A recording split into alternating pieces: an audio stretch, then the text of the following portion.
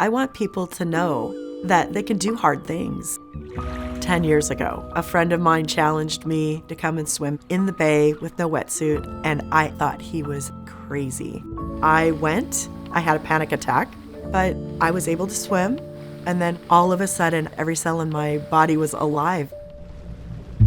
Going from the Golden Gate Bridge to the Farallons without a wetsuit is an extremely tactical, difficult swim. And the sharks were a big concern, but this has been 5 years in the making.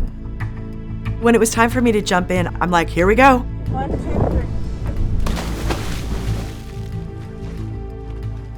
When I hit that band of 43-degree water, that's really where I had to find warmth within my being.